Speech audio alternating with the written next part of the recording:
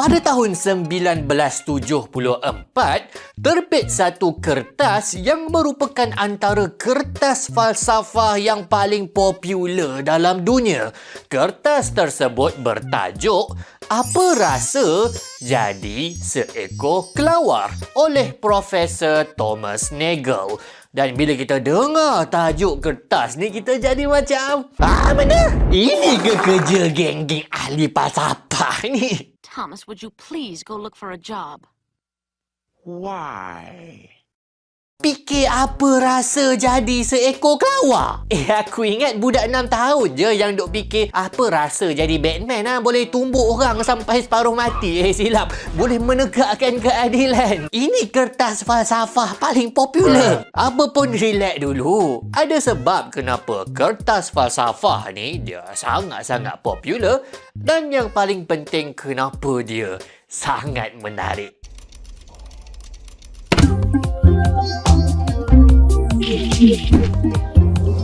Jam bukan indah. Waktu kecil, saya kadang-kadang menangis sorang-sorang, dan saya ingatkan benda ni saya je yang duk fikir. Tapi rupa-rupanya ramai sebenarnya yang waktu kecil diorang fikir benda yang sama. Iaitu saya anggap dalam dunia kita ni cuma saya seorang je yang betul-betul wujud. Saya seorang je yang ada minda, yang boleh fikir, yang ada perasaan dalaman. Dan saya fikir macam mana kalau semua orang lain diorang ni tak betul pun? Macam mana kalau mak ayah aku pun sebenarnya diorang ni macam zombie? Diorang ni tak sedar pun, ataupun diorang ni tak wujud pun sebenarnya, ataupun otak aku yang reka semua diorang ni. Benda ni sebenarnya agak biasa dan dia sebenarnya ada nama, iaitu solipsism. Dan orang yang dia fikir macam ni, diorang akan rasa sangat-sangat keseorangan, lonely. Iyalah, sebab dia rasa macam dia seorang je yang betul-betul sedar macam dia adalah pemain di dalam satu game yang dikelilingi oleh NPC, non-playable character lah, macam watak-watak yang diorang duk baca skrip ulang-ulang tu. Di mana NPC ni, watak-watak di sekeliling kita ni, semua adalah ciptaan pembuat game untuk buat orang yang main game, iaitu kita, rasa macam berada dalam dunia sebenar. Jadi kalau waktu kecil korang ada solipsism ni, bila korang dah besar, insya-Allah benda tu akan hilang. Sebab paling simple, kalau betul lah korang ni macam watak utama dalam dunia tipu-tipu, dunia isekai ni, kenapa hidup korang sekarang ni lekeh sangat? Kenapa aku bukan presiden dunia, bilioner pun bukan? Aku sepatutnya hero kan? Lagi satu sebab adalah kau mula membayangkan apa perasaan orang lain selain daripada engkau. Kau dah alami sakit yang macam-macam. Jadi bila ada member kau yang tiba-tiba dia sakit terlantar dekat hospital bertahun-tahun, sakit yang kau tak pernah dapat, kau rasa macam kau boleh rasa apa yang dia rasa. Walaupun kau sendiri tak pernahlah sakit macam dia sakit, tak pernahlah sakit terlantar kat hospital bertahun-tahun, tapi kau boleh bayangkan engkau di dalam diri mereka. Contoh lain, macam mak ayah korang dulu, kau tak faham kenapalah diorang asyik marah aku, diorang tak sayang aku ke? Bila kau dah besar, dah ada anak sendiri, barulah kau faham apa perasaan, apa rasa mak ayah diorang dulu waktu jaga engkau. Lagi sayang, lagi marah, kau boleh faham, kau boleh rasa. Kita semua ada kesedaran subjektif yang peribadi. Aku seorang je yang rasa apa yang aku rasa, dan orang lain pun, makhluk-makhluk lain yang sedar pun sama. Diorang ada rasa menjadi diri mereka. Maksudnya untuk setiap makhluk yang sedar ada suatu rasa khas yang dimiliki, yang dirasai oleh makhluk tersebut yang unik. Yang kalau kita jadi dia, maka kita boleh rasa perasaan unik yang dia rasa tu.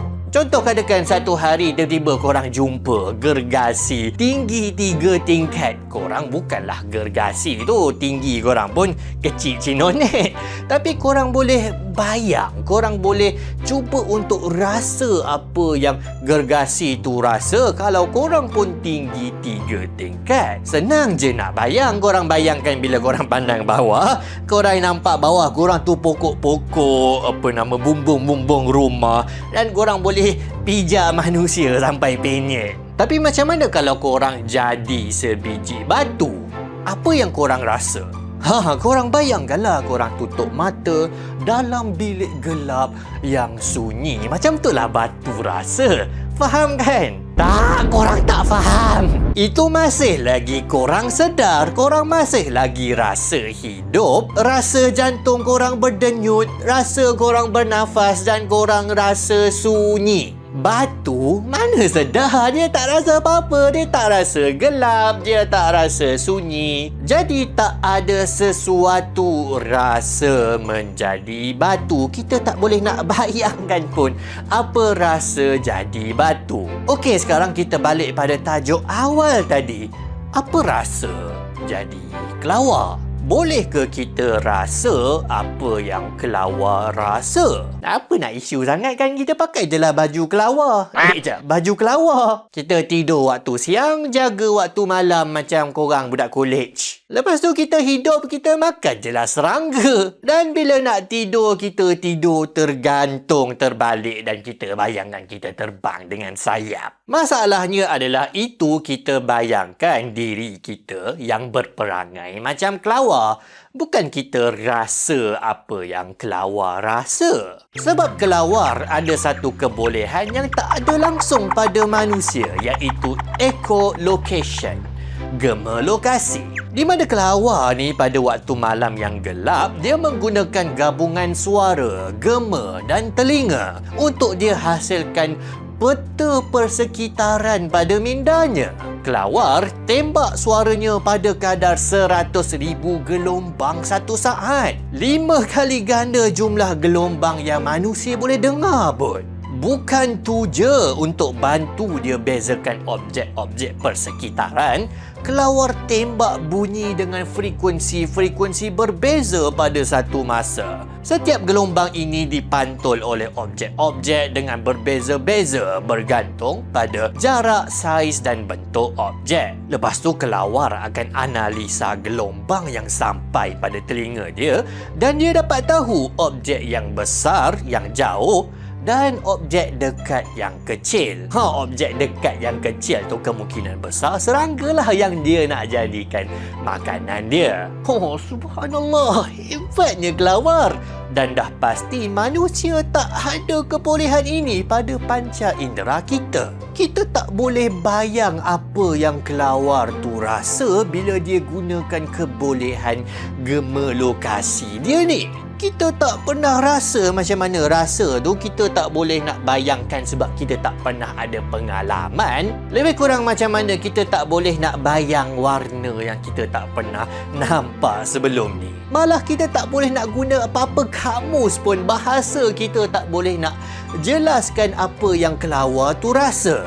Sebab tak ada perkataan dalam bahasa manusia yang boleh terangkan macam mana kelawar rasa. Tapinya kita manusia, kita sentiasa perlukan bahasa nak belajar, nak dapatkan ilmu pasal sesuatu. Kita gunakan bahasa sains, nak faham alam. Kita gunakan bahasa matematik pun nak faham alam juga. Tapi sebab kita tak boleh nak terangkan macam mana kelawar rasa, maka ada fakta dalam dunia ni yang kita tak boleh nak terangkan walau sepandai mana pun korang. Maka kesimpulannya kita tak boleh nak rasa apa yang kelawar rasa. Mind blowingnya. Mind blowing apa? So what? Apa faedahnya kalau kita boleh tahu yang kita tak boleh rasa apa yang kelawar rasa? Apa faedah paper ni? Inilah falsafah, bincang benda-benda yang tak ada faedah. Relax dulu. Jangan cepat menghukum benda yang kita tak faham. Sebenarnya Profesor Thomas Nagel ni dia nak cuba bagi respon balas terhadap persoalan yang paling susah dalam dunia. Ada banyak soalan dalam dunia ni yang susah, macam kita nak pergi makan mana hari ni? Tapi hanya ada satu soalan je yang layak diberikan label susah pada nama soalan tersebut, iaitu soalan susah kesedaran. The hard problem of consciousness. Pernah tak korang dengar bahawa otak kita ni sebenarnya reaksi kimia je? Bahan kimia. Jadi saintis otak ni diorang buat kajian. Bila korang rasa gembira, rasa suka, itu disebabkan oleh satu kimia bernama dopamin yang dirembes dalam otak korang. Kalau korang rasa semangat, teruja, excited, itu disebabkan oleh adrenalin. Kalau korang jatuh cinta, itu semata-mata sebab kimia bernama oksitosin je. Tak adanya kerana cinta korang sanggup redah lautan api. Itu kimia je semua tu. Jadi maksudnya otak kita, iaitu kita lah kan, dia macam dikawal semata-mata oleh bahan kimia je. Bila kau malas belajar, maksudnya mak kau tak bolehlah salahkan perangai kau yang memang malas, suka habiskan masa main hongkai, star rail lah apa benda. Bukan salah kau, tapi kimia dalam otak korang. Malah teknologi sains neuro sekarang ini dah sampai tahap yang mereka boleh imbas otak korang. Jadi sesetengah saintis ni anggap kalau kita boleh tahu semua aktiviti dalam jaringan neuron otak korang dan kita boleh buat korelasi yang sangat-sangat kompleks, maka kita boleh tahu sepenuhnya apa korang tengah fikir, apa yang berada dalam minda korang. Kalau kita scan otak korang sepenuhnya, kita boleh tahu yang korang tengah fikir bilalah One Punch Man Season 3 nak keluar. Malah mungkin suatu hari nanti kita boleh tukar sepenuhnya konten otak seseorang. Kita boleh cipta memori-memori palsu dan kita boleh kawal apa dia fikir. Dan paling-paling utama sekali menurut mereka, kalau kita boleh tahu sepenuhnya pasal otak, pasal diri, pasal minda seseorang dengan kita tengok saja aktiviti fizikal otak seseorang, maka kata golongan ini dipanggil sebagai fizikalis. Manusia sebenarnya tak ada roh. Yelah, diorang kata kalau semua benda kita boleh terangkan secara fizikal semata-mata, buat apa nak ada konsep macam roh? Dan itulah posisi yang dipegang oleh banyak ateis sekarang yang menolak Tuhan. Diorang kata kalau manusia ni tak ada roh, maka tak adalah Tuhan, maka tak adalah agama, tak payahlah ikut mana-mana agama je dah. Tapi tak semudah itu, sebab ada masalah besar yang tak dapat dijawab oleh golongan-golongan fizikalis ni. Dan inilah yang cuba dibuktikan oleh paper awal-awal tadi tu. Apa rasa jadi kelawar? Dia nak membuktikan bahawa fizikalis ini salah ataupun tak boleh diterima. Iaitu kita tak boleh nak rasa pun macam mana jadi seekor kelawar. Dan kita tak boleh terangkan dengan bahasa kita apa rasanya kalau kita ada kebolehan sonar dan echolocation kelawar.